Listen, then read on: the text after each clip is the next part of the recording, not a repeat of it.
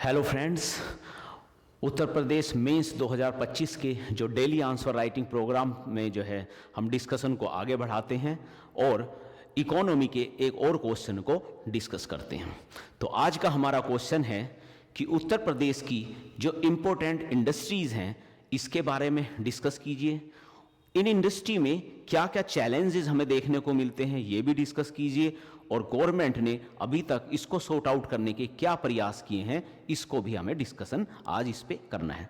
बहुत important question है क्योंकि उत्तर प्रदेश में अगर हम देखें तो इंडस्ट्री के आसपास जनरली एक क्वेश्चन हमें अक्सर देखने को मिलेगा यूपीपीसीएस मेंस 2025 में, और लगातार जितने भी अभी यूपीपीसीएस मेंस जा रहे हैं उनमें हमें एक क्वेश्चन इंडस्ट्री पे देखने को मिल रहा है प्रीवियस ईयर्स के क्वेश्चनों को अगर हम एनालिसिस करते हैं तो।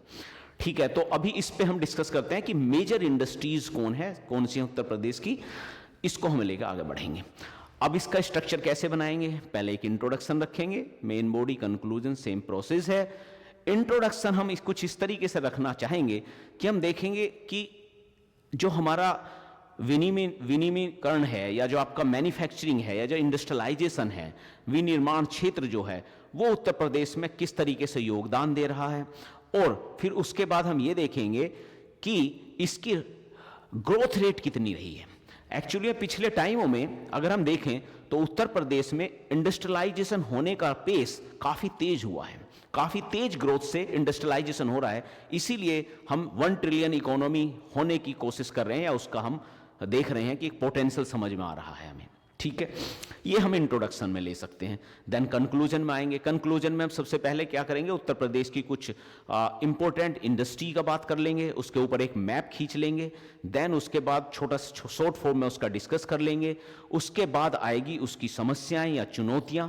चुनौतियां जो बनाएंगे वो हमेशा मल्टी डायमेंशनल बनाएंगे, उसमें लगभग सभी आयामों को हम कवर करने की कोशिश करेंगे, और जिसमें सभी आयाम होंगे जैसे पर्यावरण आयाम, अवसंरचना वाला आयाम, प्रशासनिक बाधाएं या आपकी कौशल की कमी, इस तरह की सारी समस्याएं हम जो है डिस्कस करेंगे। देन उसका समाधान लेंगे। समाधान लेंगे तो वहां भी मल्टी डायमेंशनल अप्रोच होगी और यूपी के स्पेसिफिक होगी, यूपी की इंडस्ट्री के स्पेसिफिक होगी। जैसे हम उसमें नीतियों के बारे में डिस्कस करेंगे कि यूपी गवर्नमेंट की नीतियां क्या हैं, किस तरीके से नीतियों से चेंजेस कर रहे हैं, बाकी और कौन से इनिशिएटिव्स लिए गए हैं स्किल को एड्रेस करने के लिए, अवसंरचना को एड्रेस करने के लिए, प्रशासनिक जो समस्याएं हैं, चुनौतियां हैं, उन्हें एड्रेस करने के लिए कौन कौन सी जो है समाधान उत्तर प्रदेश गवर्नमेंट लाई है, इसके बारे में भी हम इसमें डिस्कस करेंगे। और देन फाइनली हम कंक्लूड करेंगे कि और फर्दर क्या समाधान होने चाहिए, वे समाधान हम निष्कर्ष के अंदर इंक्लूड कर लेंगे और हमारा एक होलिस्टिक क्वेश्चन जो बिल्कुल फ्लो में होगा वो हमारा रेडी हो जाएगा। तो इस पे हम डिस्कस करते हैं। सबसे पहले इंट्रोडक्शन पे आते हैं और हम कहेंगे कि देखो वर्ष 2022-23 में एक्चुअली में इसका इकोनॉमिक सर्वे आया था उत्तर प्रदेश का, 22-23 का इकोनॉमिक सर्वे ही अभी तक चल रहा है। उस सर्वे के एस्पेक्ट से अगर आप देखें तो उत्तर प्रदेश में फिलहाल उत्तर प्रदेश का जो मैन्युफैक्चरिंग सेक्टर है, विनिर्माण सेक्टर है, वो उत्तर प्रदेश की जीडीपी में लगभग 30% के आसपास कंट्रीब्यूट करता हुआ दिख रहा है। और विनिर्माण क्षेत्र में पिछले टाइमों में लगभग 22 से 25% की हाई ग्रोथ रेट देखने को भी मिल रही है। तो इस तरीके से हम कह सकते हैं कि उत्तर प्रदेश तेजी से एक इंडस्ट्रियलाइजेशन स्टेट होने की तरफ बढ़ रहा है। तो सबसे पहले हमने इंडस्ट्री के बारे में जब बात की तो हमने दिखा दिया कि किस तरीके से एक इंडस्ट्री का सिनेरियो भी उत्तर प्रदेश में क्या है और वो कितना कंट्रीब्यूट कर रहा है। ये हमारा इंट्रोडक्शन हो गया। इसके बाद हम आगे बढ़ते हैं, फिर हम इसके प्रमुख उद्योग की बात करेंगे, और जो हम उद्योग कर रहे हैं तो उस पर हम एक मैप बनाएंगे उत्तर प्रदेश का। एक उत्तर प्रदेश का रफली हमने मैप बना लिया, और उसके बाद इसमें कुछ खास इंपॉर्टेंट जो है उद्योग जिसकी हमें डिस्कशन करनी है वो हम लेके चलते हैं। जैसे अगर हम ये वाला एरिया लेके आते हैं, इस वाले एरिया को आप ले सकते हैं। ये पूरा एरिया जो है अगर इसमें देखें तो इसमें दो तरह की दो तीन तरह की इंडस्ट्री हैं, उसको हम मेंशन कर सकते हैं। यहाँ टेक्सटाइल इंडस्ट्री बहुत ज़्यादा है, कानपुर से लेके वाराणसी, भदोही, मिर्जापुर वाले एरिया में टेक्सटाइल इंडस्ट्री बहुत ज़्यादा है, लेदर इंडस्ट्री बहुत ज़्यादा है और हैंडीक्राफ्ट इंडस्ट्री बहुत ज़्यादा है।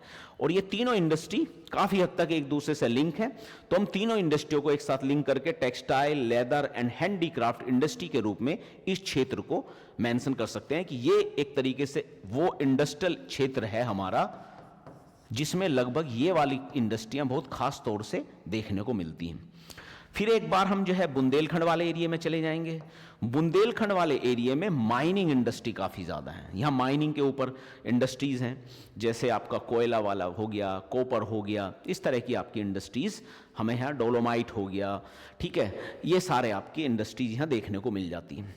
और आगे बढ़ते हैं, वेस्टर्न यूपी की तरफ अगर हम चलें तो मेरठ, मुजफ्फरनगर और ये आपका बुलंदशहर वाले एरिया को हम शुगर कैन इंडस्ट्री के रूप में स्टैब्लिश देखते हैं। यहाँ शुगर कैन इंडस्ट्री का डोमिनेंस है, ठीक है। इंडस्ट्री देखो बहुत ज़्यादा डाइवर्स हैं, बिखरी हुई हैं, लेकिन हमें वहाँ दिखाना है जहां उसका सबसे ज्यादा डोमिनेंस है। जैसे अगर हम शुगर कैन इंडस्ट्री की बात करें, चीनी उद्योग की बात करें, तो वैसी बात है ये एरिया सबसे ज्यादा प्रोमिनेंट है। वैसे तो ये भी एरिया प्रोमिनेंट है, चाहे तो आप इसमें से थोड़ा सा ये एरिया भी देखा सकते हैं। ये दोनों एरिया आपका शुगर इंडस्ट्री के लिए काफी इंपॉर्टेंट है। तो इस तरीके से हमें एक रीजन बांटना देखना होगा और उस रीजन के डोमिनेंस देखनी पड़ेगी, उसमें कौन सी मुख्य इंडस्ट्री है, बस वही मेंशन करनी है, ठीक है। इसके बाद अगर आप दिल्ली के नियर अबाउट वाले एरिया में देखेंगे, जहां नोएडा, ग्रेटर नोएडा और आपका गाजियाबाद वाला एरिया आता है, तो उसमें हम कहेंगे देखो यहाँ ऑटो इंडस्ट्री, एक तो ऑटो इंडस्ट्री है, ऑटो इंडस्ट्री, मोबाइल इंडस्ट्री और आईटी इंडस्ट्री, या इस तरह की आईटी और इलेक्ट्रॉनिक्स इंडस्ट्री का बहुत ज्यादा यहाँ डोमिनेंस है। तो इस वाले एरिया को हम electronics industry and IT industry के साथ लिंक कर सकते हैं। वहीं अगर आप देखें तो आगरा के नियर अबाउट वाला जो एरिया है, इसको हम लेदर इंडस्ट्री के रूप में भी दिखा सकते हैं। जो हमने शुगर कैन इंडस्ट्री के रूप में जो हम एरिया देख रहे हैं, मेरठ, मुजफ्फरनगर, इस तरह का जो एरिया है बुलंदशहर वाला एरिया, इसे हम food processing industry like milk processing industry के रूप में भी हम इस्टेब्लिश होते हुए देख सकते हैं और इसका यहाँ डोमिनेंस हमें देखने को मिलता है।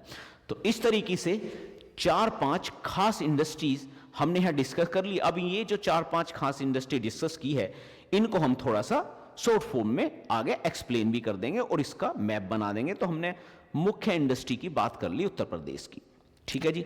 इस तरीके से मैप बना देंगे तो ज़्यादा अच्छा हमारे लिए रहेगा। अब वही 5 जो हमने इंडस्ट्री मेंशन की हैं, 5-6 इंडस्ट्री, उसको हम यहाँ डिस्कस कर सकते हैं।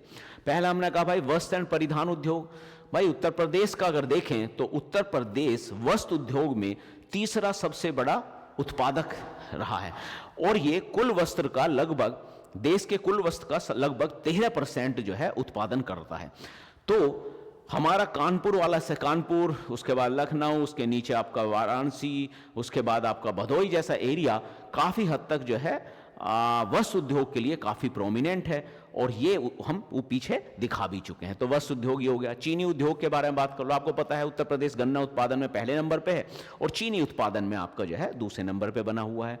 ऑटोमोबाइल की बात करो, नोएडा, ग्रेटर नोएडा, गाजियाबाद वाला एरिया हम अभी पीछे बात कर चुके हैं कि ये ऑटो इंडस्ट्री या उसकी ऑटो एक्सिलरीज के लिए भी बहुत इंपॉर्टेंट रूप जो है ये ले रखा है।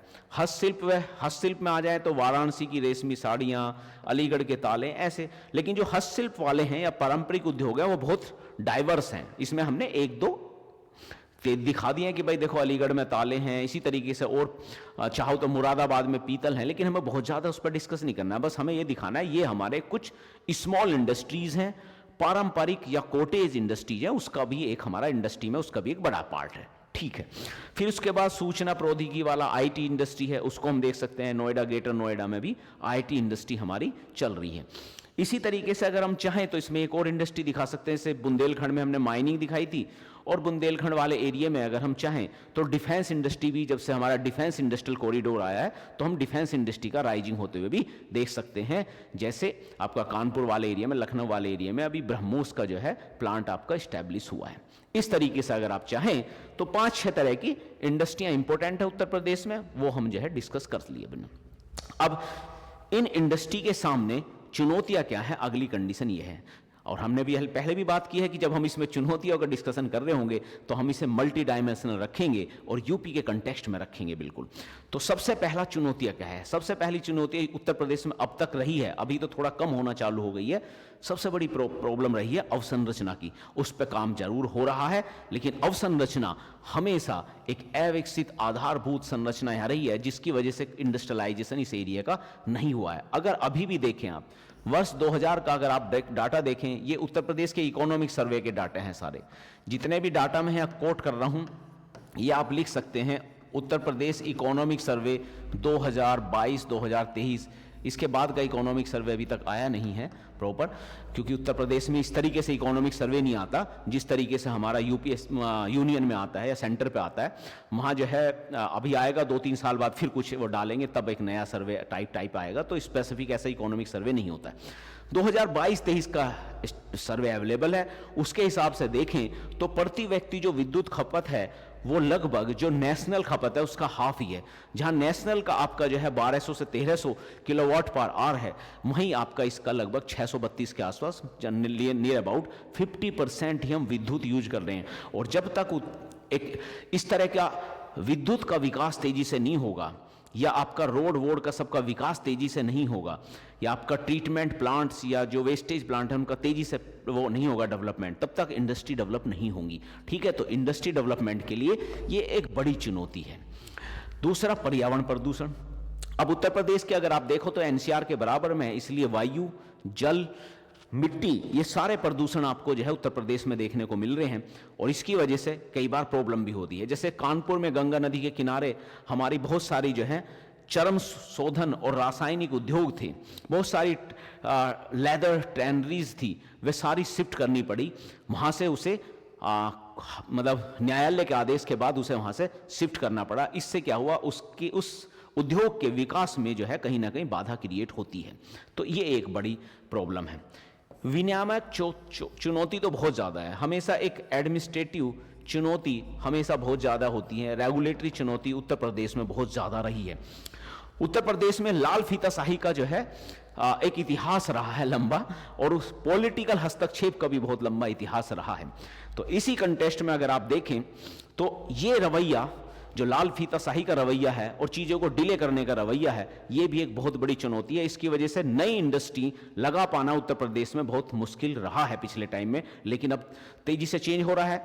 अभी जैसे अगर आप देखें तो अभी भी देखें तो बनारस में जो बुनकर हैं, अगर उनको देखें तो उनको एक स्कीम दी गई थी कि भाई आपको टफ स्कीम दी जाएगी, उसके थ्रू आपका टेक्निकल अपग्रेडेशन किया जाएगा। लेकिन अभी भी कहीं इस तरह की कंडीशन देखने को मिलती है कि टेक्नोलॉजिकल अपग्रेडेशन वाली जो आपकी स्कीम चली है उसमें अभी भी ब्यूरोक्रेटिक बाधाएं या लाल फीताशाही वाली समस्याएं अभी भी आपकी लगातार विद्यमान हैं।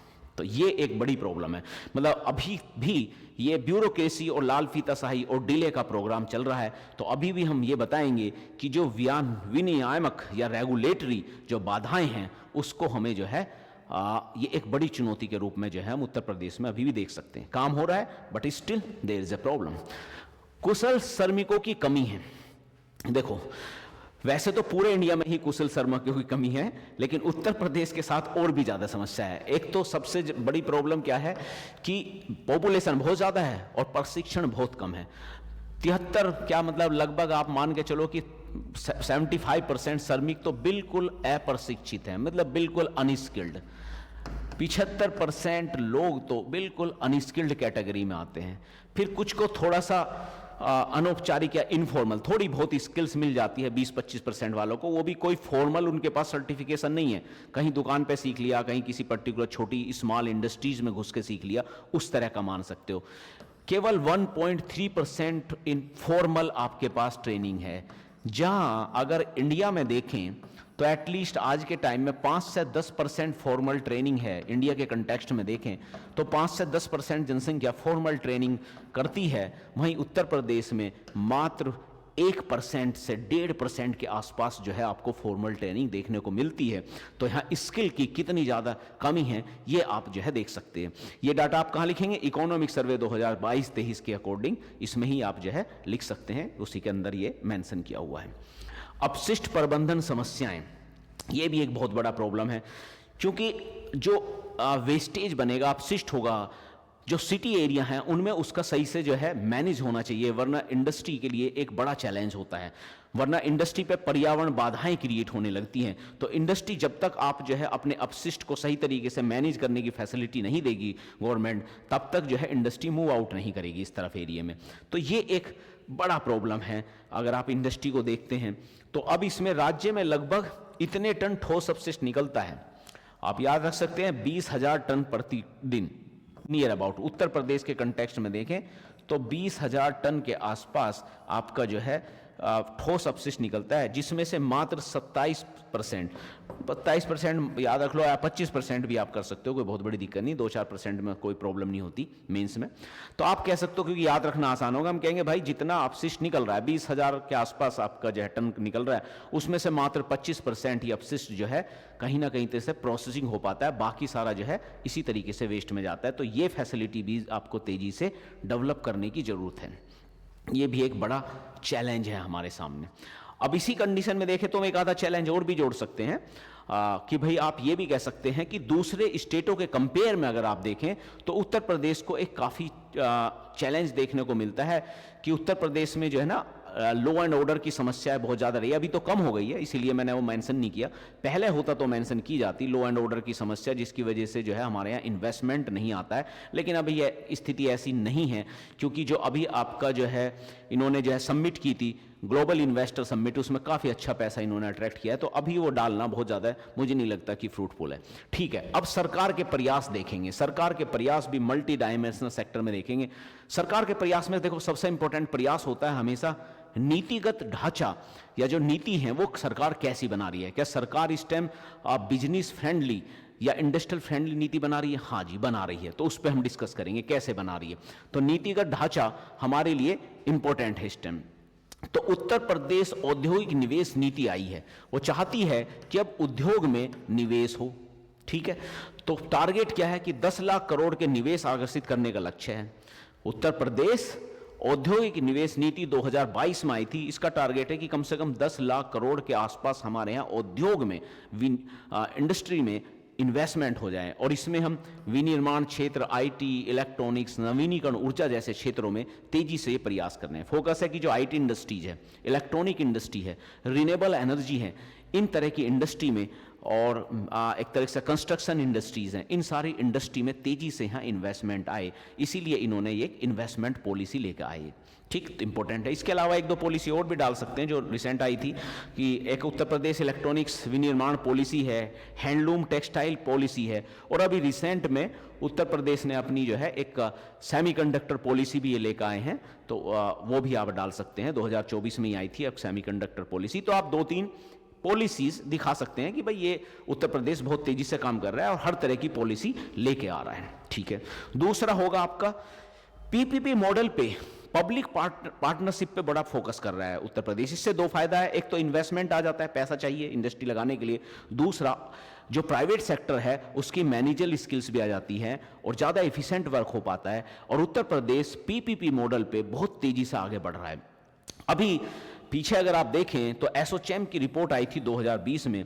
एसोचैम की रिपोर्ट के according Uttar Pradesh PPP model में देश में 15% हिस्सेदारी के साथ प्रथम स्थान रखता है। मतलब जितने भी पीपीपी मॉडल पर प्रोजेक्ट बन रहे हैं उसके 15% प्रोजेक्ट उत्तर प्रदेश में बन रहे हैं, और इस तरीके से उत्तर प्रदेश फर्स्ट रैंक लेके आया हुआ है पीपीपी मॉडल पे। तो लगातार गवर्नमेंट, अगर आप देखें चाहे आरआरटीएस हो, चाहे हाईवे हो, चाहे एक्सप्रेसवे हो, चाहे एयरपोर्ट्स हो, सभी के सभी जो है पीपीपी मॉडल पर चल रहे हैं, और ये उत्तर प्रदेश गवर्नमेंट इसमें काफ़ी अच्छा परफॉर्मेंस कर रही है। ये भी एक अच्छा सिस्टम हो गया।